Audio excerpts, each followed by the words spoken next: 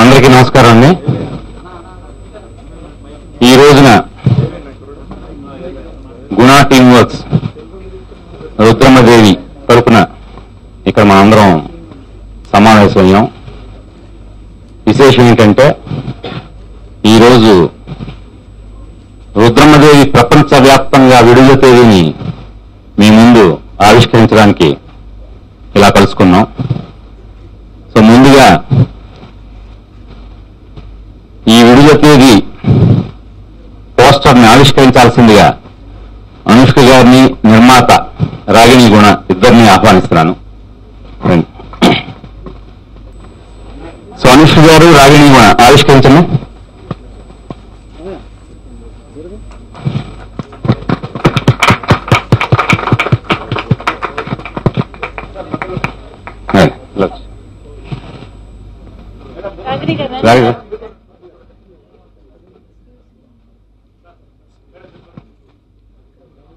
ఇప్పుడే చూశారు మీరు, సెప్టెంబర్ 4వ తేదీ శుక్రవారం నాడు ప్రపంచవ్యాప్తంగా రుద్రమ్మదేవిని విడుదల చేస్తున్నాం అని చెప్పడానికి చాలా ఆనందపడుతున్నాం.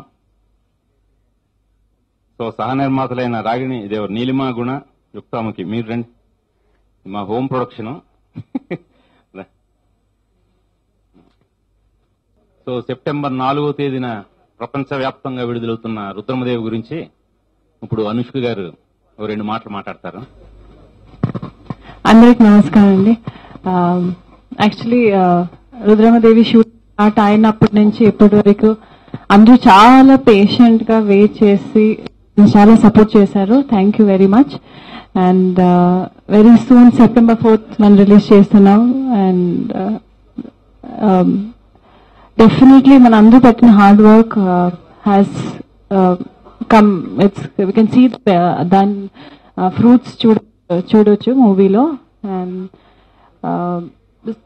తొందరగా అన్ని ప్లేసెస్ లో మేము ప్రమోషన్స్ స్టార్ట్ చేస్తున్నాం. And will be coming and meeting all of you all over, and we'll have our interactions. Thank you. అందరికి నమస్కారం అండి.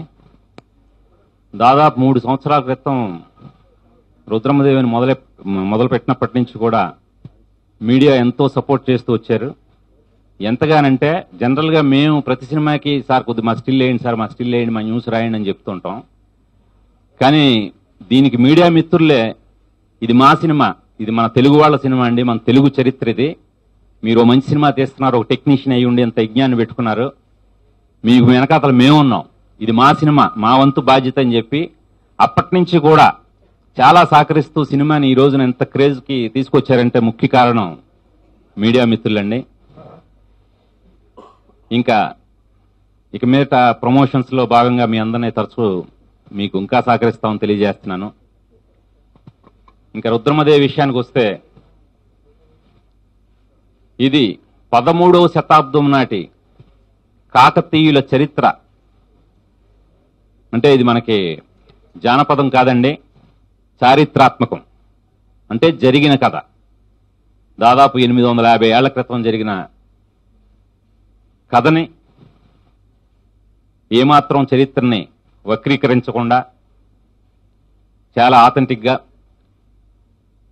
దాదాపు 9 ఏళ్ల పాటు పరిశోధన జరిపి దాని వెనకాతల డాక్టర్ ముదిగొండ శివప్రసాద్ గారు, తోట ప్రసాద్ గారు, పరుచూరి బ్రదర్స్ తదితరుల చాలా మంది రీసెర్చ్ ఉందండి. వాళ్ళందరూ కూడా నాతో కూర్చొని చరిత్రని ఏమాత్రం వక్రీకరించకుండా రూపొందించడానికి మా వంతు ఇది చేశామండి. సో ఏమాత్రం ఎగ్జాగరేషన్లు కానీ, ఇప్పుడు ఏదో జనరల్గా గుణశేఖర్ సినిమా అంటే ఏదో సెట్ల కోసం తీస్తాడు, భారీతనం కోసం అని అందరిలో ఒక అపోహ ఉంది. బట్ ఈ రుద్రమ్మదేవి అనేది నేను సెట్ల కోసం, గ్రాఫిక్స్ కోసం తీసిన సినిమా కాదండి. ఇది ఎప్పుడో నేను 8th స్టాండర్డ్లో చదువుకున్న నాన్ డీటెయిల్లోని పాఠ్యాంశంగా వచ్చిన రుద్రమ్మదేవి కథకి స్ఫూర్తి పొంది, అప్పుడు నాకు తెలియదు నేను డైరెక్టర్ అవుతానని, కానీ డైరెక్టర్ అయిన తర్వాత హాలీవుడ్లో డిఫరెంట్ జోనర్స్ వస్తున్నాయి. మన ఇండియన్ ఫిలిమ్స్లో జోనర్స్ తక్కువ, సోషల్ తప్ప వేరే జోనర్ లేదు. ఒక గ్లాడియేటర్, బ్రేవ్ హార్ట్ లాంటి సినిమాలు మనం ఎందుకు చేయలేమన్నప్పుడు చిన్నప్పుడు నేను చదువుకున్న రుద్రమదేవి నాకు చాలా స్ఫూర్తినిచ్చిందండి. అందుకని ఆ కథనే నమ్ముకొని, కథనే ప్రధాన బలంగా, మిగతావి 3Dలో తీసిన, సెట్లు వేసిన, గ్రాఫిక్స్ వేసిన అంతా కూడా అదనపు ఆకర్షణ అండి.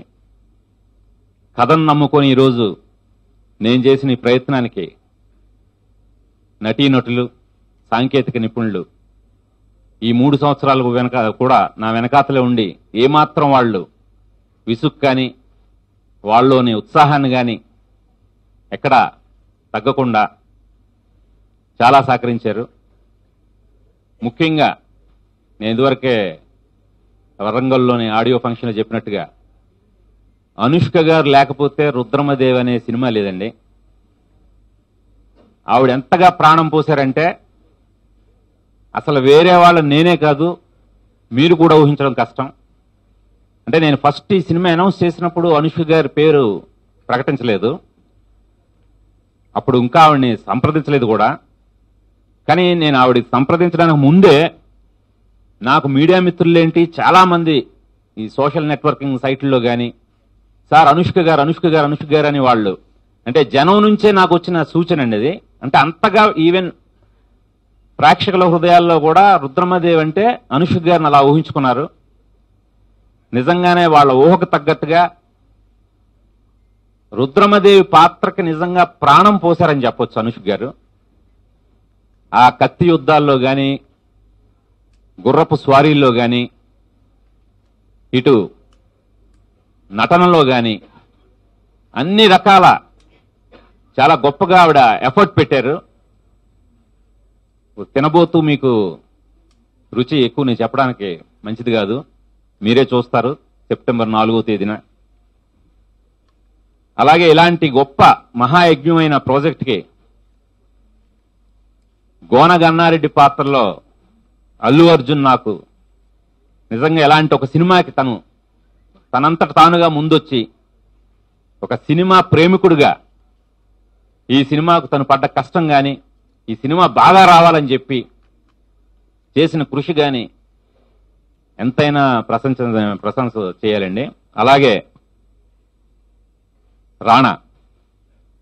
రాణా కూడా మొదటి నుంచి, అంటే రాణాని డిఫరెంట్ గా చూస్తారు ఈ సినిమాలో. ఒక రొమాంటిక్ పర్సన్ గా అంత బాడీ వేసుకుని రుద్రమదేవి సరసన కథానాయకుడు పాత్రలో రాణా గారు కనిపిస్తారండి. అలా గోన గన్నారెడ్డిగా అల్లు అర్జున్ ప్రత్యేక పాత్ర అయినప్పటికీ దాదాపు గంట పాటు సినిమాలో నిడివి ఉంటుందండి. అతి ముఖ్యమైన పాత్ర అది. ఇంకా మిగతా వాళ్ళు కృష్ణరాజు గారు, ప్రకాష్ రాజు గారు, క్యాథరిన్, నిత్యా మీనన్, ఇలా అందరూ పేరు పేరున చాలా భారీ కాస్టింగ్ ఉందండి. ఇప్పుడే ఆ పాత్రలందరినీ మీకు పరిచయం చేస్తూ ఫోటోలు కూడా విడుదల చేస్తున్నాం. వాటికి కూడా చాలా మంచి స్పందన ఉంది. అందరూ కూడా పాత్రలు కళ్ళకు కట్టినట్టు కనిపిస్తున్నాయి అంటున్నారు. దాని వెనకాతల కాస్ట్యూమ్స్ విభాగంలో నేతాలుల్లా గారు కానీ, సాయి గారు కానీ, ఇటు ఆర్ట్ డిపార్ట్మెంట్లో తోట తరణి గారు కానీ, వీళ్ళందరి కృషి ఎంతైనా మనం చెప్పుకోవాల్సిందండి. ఇంకా చాలా చాలా విశేషాలు ఉన్నాయి, అవన్నీ మున్ముందు మీతో పంచుకుంటాను. ఇప్పుడు ఒక 2 మాటలు ఈ సినిమాకి నిర్మాతగా వ్యవహరించిన నా సతీమణి రాగిణి కూడా 2 మాటలు మాట్లాడతారండి.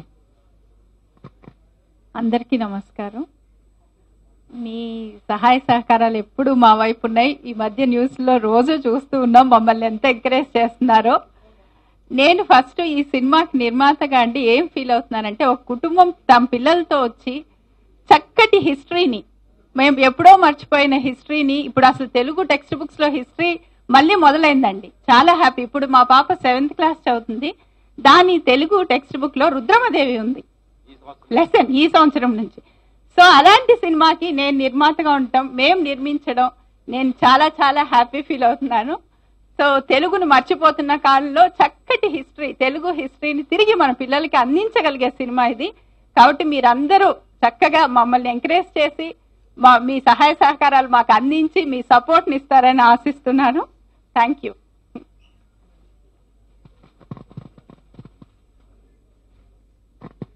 ఇంకా అనుష్ గారు ఇంకా కొన్ని మాట్లాడతారు.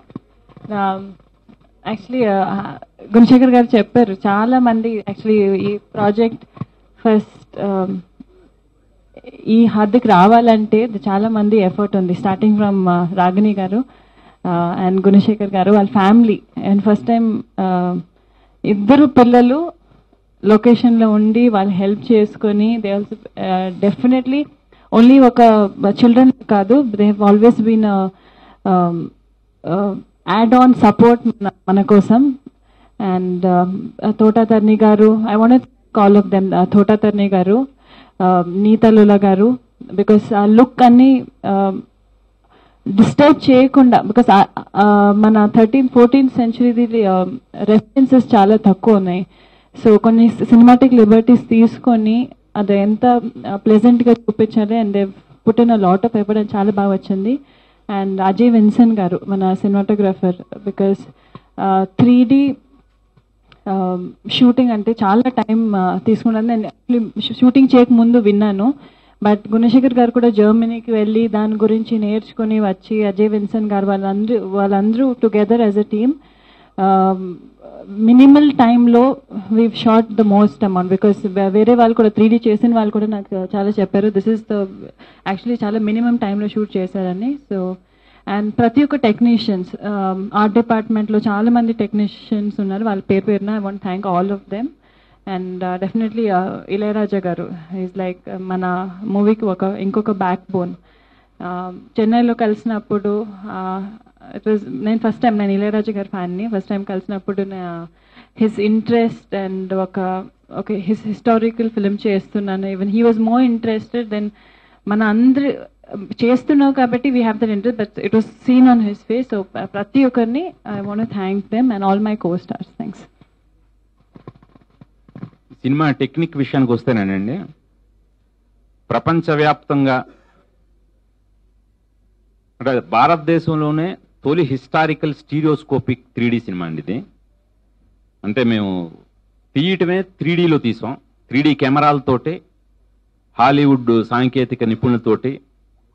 మా కెమెరామెన్ అజయ్ విన్సెంట్, ఆయన గురించి నేను ప్రత్యేకంగా చెప్పనవసరం లేదు, ఆయనకి తెలియని టెక్నిక్ అంటూ లేదు. ఆయన సాంకేతిక నిపుణత నిజంగా ఈ సినిమాకి ఎంతగానో ఉపయోగపడ్డదండి. సో కేవలం 3Dలోనే కాకుండా నార్మల్ రెగ్యులర్ 2D ఫార్మెట్లో కూడా ఈ సినిమా అందరినీ కనువిందు చేయబోతుందండి.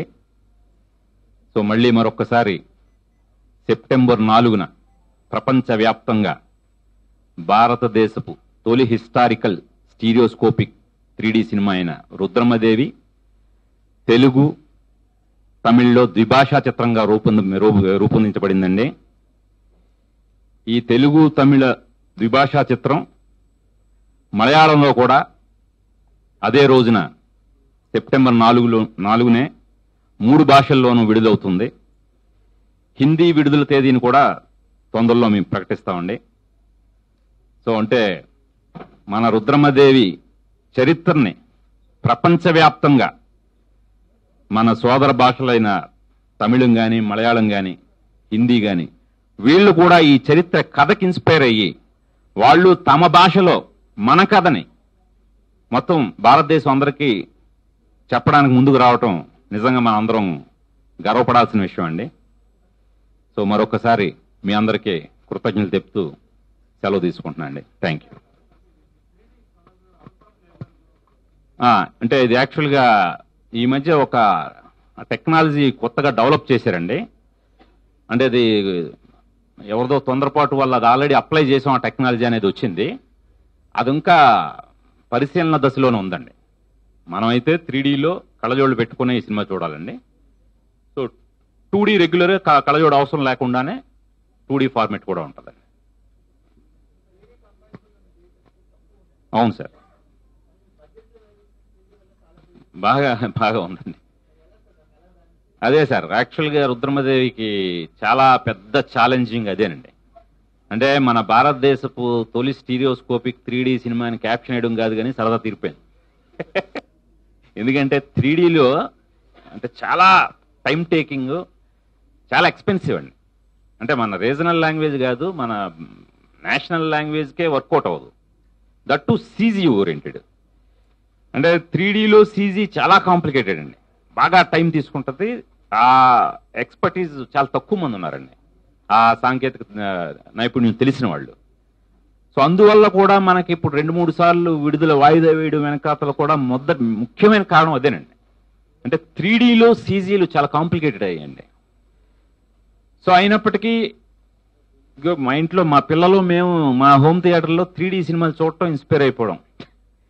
ఈ హాలీవుడ్ ఫిలిమ్స్ వాళ్ళు కూడా సరదా పెట్టలేదు 3Dలో తీయాలని. సో దాంతో మా ముచ్చటని నిజంగానే మనం దేశం అంతటికీ చూపించాలని ఒక పెద్ద సాహసమే తీసుకున్నామండి. నిజంగా ఆ సాహసం నిజం చెప్పాలంటే నాకున్న ఎక్స్పీరియన్స్ మీద నాకే ఒక గౌరవం కలిగింది. దానివల్ల నేను ఇప్పటికైనా మీ ముందు తీసుకురాగలుగుతున్నాను, లేకపోతే చాలా టైం పట్టుండేది. సో ఏదైతేనే ఇది ఎంత ఎక్స్పెన్సివ్ అయినప్పటికీనండి, ఎంత కష్టమైనప్పటికీ సాధించాం. అది మీరు అన్నట్టు చాలా తక్కువ థియేటర్లు ఉన్నాయి. అంటే దాదాపు మన 2 రాష్ట్రాల తెలంగాణ, ఆంధ్రప్రదేశ్లో 90 థియేటర్ల వరకు ఉన్నాయండి. మనం దాదాపు 100 థియేటర్లో సినిమా రిలీజ్ చేస్తాం. బట్ ఈ 90 థియేటర్లో 3Dలో చూసిన అనుభూతి వేరండి. అది డెఫినెట్గా 2Dలో చూసిన వాళ్ళు మళ్ళీ ఒకసారి 3Dలో చూద్దామనే ఒక ఉత్సాహం వాళ్ళకి కలిగిస్తుందండి. అంటే డిఫరెంట్ ఎక్స్పీరియన్స్ అండి. అంటే ముందు 13వ శతాబ్దంలోకి మనం వెళ్ళామన్న ఫీలింగ్ 3Dలో కలుగుతుందండి. అలాగే 2D చూసిన సాధారణ ప్రేక్షకుడు కూడా ఏమాత్రం అది తగ్గకుండా ఉండటం కోసం ఆ ఫీల్ని, అదే మన ఇందాక చెప్పినట్టు అజయ్ విన్సెంట్ గారు వాళ్ళ స్కూల్ ఎలాంటిదంటే ఈవెన్ 2Dలోనే వాళ్ళు చాలా 3D ఫీలింగ్ తీసుకొస్తారండి. విన్సెంట్ మాస్టర్ గారు వాళ్ళ లైటింగ్ చూసారంటే మీరు ఆ డెప్త్ ఆఫ్ ఫీల్డ్ కానీ ఇవన్నీ వాళ్ళు రెగ్యులర్ 2D ఫార్మేట్లోనే చాలా గొప్పటి అనుభూతి తీసుకొస్తారండి. అలా మన కెమెరామెన్ అజయ్ విన్సెంట్ గారు లేయర్స్ లా లైటప్ చేసి ఈ డెప్త్ని ఆడియన్కి ఆ ఎరాలోకి ఈవెన్ 2D చూస్తున్నా సరే ఆ ఫీలింగ్ తీసుకురావడం కోసం లైటింగ్ ద్వారా చాలా బాగా కృషి చేశారండి. అందువల్ల 3Dలో ఒక ఎక్స్ట్రా ఎక్స్పీరియన్స్ ఉన్నప్పటికీ 2Dలో ఏమాత్రం ఆ ఫీలింగ్ తగ్గదండి. అవునండి సార్, అవన్నీ తొందరలో చెప్పుకున్నాం సార్. ఇంకా చాలా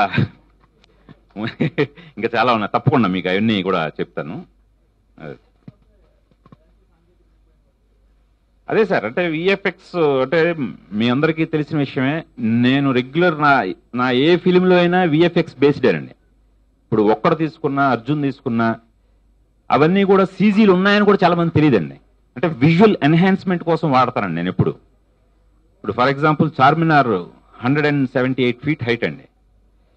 దాంట్లో ఆ 4 మినార్ల పోర్షన్ హైట్ వచ్చి కేవలం 78 ఫీట్ అండి. మనం గోపనపల్లి విలేజ్ లో ఆ 78 ఫీట్ ని గ్రౌండ్ మీద వేయడం జరిగిందండి. అంటే కిందనున్న ఆల్మోస్ట్ 100 ఫీట్ ని మనం సెట్ అయ్యలేదు, ఓన్లీ ఆ 4 మినార్లు మాత్రం వేసి కిందన స్ట్రీట్స్ క్రియేట్ చేసామండి. అంటే చాలా పెద్ద ఛాలెంజింగ్ సీజీలు అండి అవన్నీ. ఎవరికి ఇప్పుడు ఈ రోజు నేను సీజీ అని చెప్పే వరకు కూడా చాలా మంది తెలియదండి. సో అలాంటి ఛాలెంజింగ్ సీజీలు 2003లోనే మనం సాధించగలిగాం 2D కాబట్టి. ఇప్పుడు ఇది 3D అయ్యేటప్పటికీ చాలా పెద్ద టాస్క్ అయిపోయింది సార్. అంటే 3D అంటేనే మన human I left I right I ఎలా ఉందో 2 కెమెరాలతో షూట్ చేయడం జరుగుతుందండి. సో 2 కెమెరాస్తో షూట్ చేయడం జరుగుతుంది. మన కళ్ళకున్నట్టే ఒక కన్వర్జెన్స్ పాయింట్ ఫిక్స్ చేసుకొని దాని ప్రకారం, అంటే మనం నేకడైతో అయితే 3Dలోనే చూస్తాం ప్రతి ఆబ్జెక్ట్ ని. ఎవరైనా ఇలా మైక్ మీరు ముందు పెట్టినా అది నా ముందుకు వస్తున్న ఫీలింగ్ 3Dలో చూస్తాం మనం నేకడైతున్నాయి. అదే 2D సినిమాలో ఆ ఫీలింగ్ రాదండి. అదే 3Dలో నేకై ఎలా అయితే చూస్తున్నాం మనం, 2 కళ్ళతో ఎలా చూస్తున్నాం, 2 కెమెరాలతో అది చిత్రీకరించడం వల్ల ఆ కన్వర్జెన్స్ ని సైంటిఫిక్ గా అది పట్టుకోవటం వల్ల ఆ సరాసరి మైక్ మన ముందుకు వచ్చిన అనుభూతి కలుగుతుందండి. ఇది సీజీలో దీన్ని మళ్ళీ జాగ్రత్తగా అలైన్ చేయటం అనేది బాగా టైం టేకింగ్ అండి. సో అందుకనే ఇప్పుడు బాగా దాన్ని ఇంత టైం తీసుకున్నప్పటికీ కూడా దాన్ని 100% సాధించామండి. రేపు తప్పకుండా దాని అనుభూతి మీ అందరూ కూడా పొందుతారు. అంటే మొత్తం ఎంత ఇక్కడ అయిపోతుంది, ఇంక మన మ్యాటర్లు అన్నీ అయిపోతాయి సార్.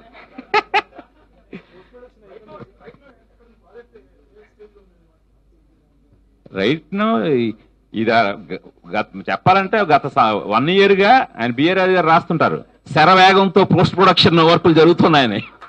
ఇప్పటికే అదే శరవేగంతో పోస్ట్ ప్రొడక్షన్. బట్ మా శరానికి మాత్రం చాలా ఎక్కువ స్పీడే ఉందండి. అది అందుకోవటంలో కరెక్ట్ గమ్యాన్ని గురి చూసి కొడుతుందండి. అదే September 4 అనేది మాత్రం ఫిక్స్ అయింది సార్. అది రీ రికార్డింగ్ గురించి చెప్పాలంటే,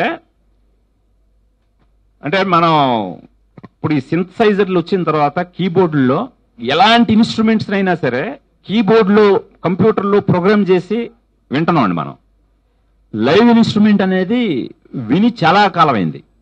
మనం దాదాపు 70s 80s తర్వాత లైవ్ ఇన్స్ట్రుమెంట్స్ లేవు, అంతా కీబోర్డ్ మయమైపోయింది. ఇది 125 piece ఆర్కెస్ట్రా, అందులో లండన్లోని సింఫనీ ఆర్కెస్ట్రా అండి, ఫిల్ హార్మోనియా సింఫనీ ఆర్కెస్ట్రా, 125 మంది ఆర్కెస్ట్రా పీస్ లైవ్ గా వాయించారు సార్. అంటే మనం ఒక లైవ్ మ్యూజికల్ షోకి వెళ్తే లైవ్ కాన్సెప్ట్ చూస్తున్న ఫీలింగ్ ఆడియన్ కి కలుగుతుందండి. అంటే ఇది నిజంగానే మనం కూడా ఒక తెలుగు సినిమాకి లండన్ లో ఈ క్వాలిటీ సంగీతాన్ని అందించడం, నేపథ్య సంగీతాన్ని అందించడం మనం గర్వంగా చెప్పుకోవచ్చండి. ఇంకా ఇళయరాజా గారి సంగతి మీకు తెలియదే ఉంది, మాస్టర్ ఆయన. అంటే ఆయన రీ రికార్డింగ్ బాగుండడం కోసం అని చెప్పి దరువులు వాయించే వ్యక్తి కాదండి. కథని, ఆ అనుభూతిని ప్రేక్షకుడికి కలిగించడం అండి. కథను అలా 100% ఆయన అద్భుతంగా ఎలివేట్ చేయడం జరిగిందండి.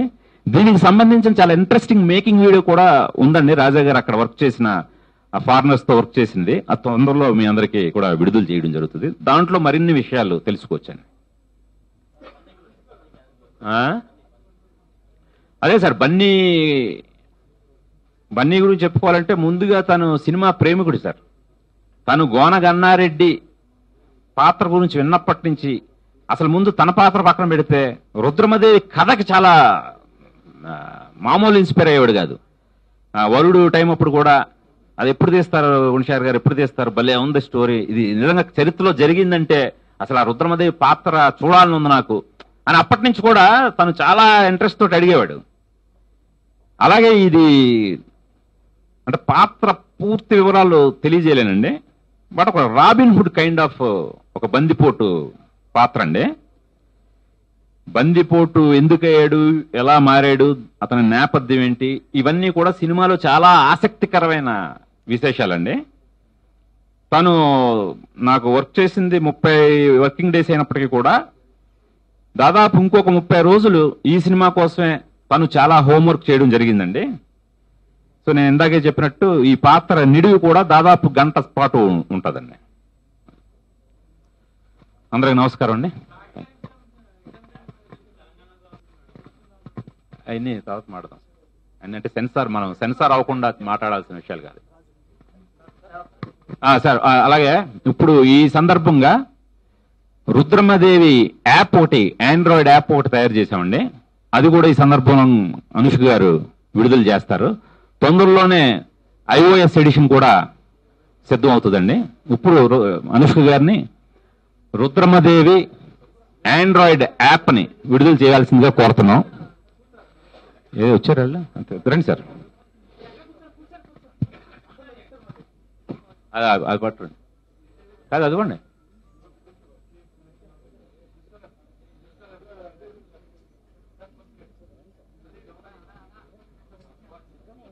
ఎలా అటు బా ఇట్రా.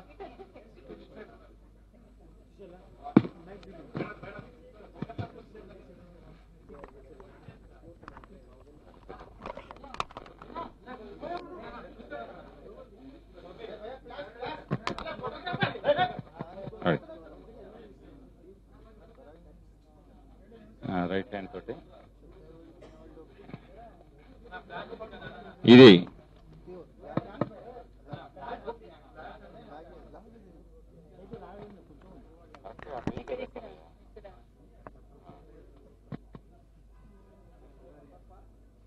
ఇప్పుడు అనుష్క గారు రుద్రమదేవి ఆండ్రాయిడ్ యాప్ ని విడుదల చేస్తున్నారండి. అది టచ్ చేయండి.